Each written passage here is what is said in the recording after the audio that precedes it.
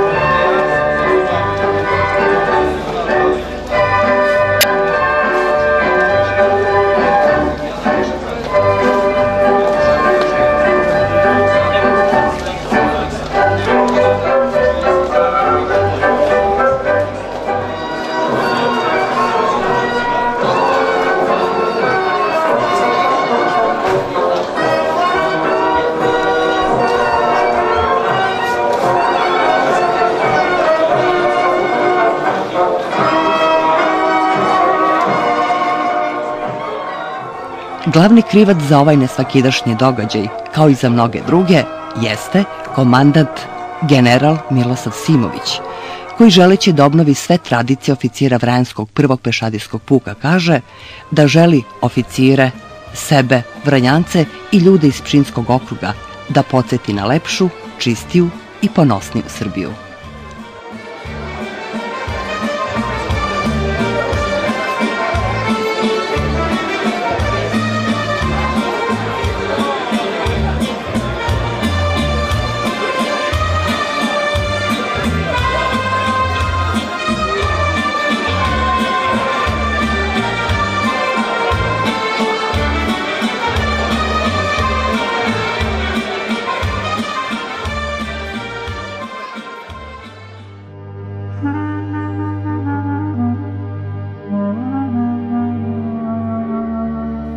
Povodom praznika i proslava, priznati vranjski umetnici druže se sa vojnicima, starešinama i njihovim porodicama.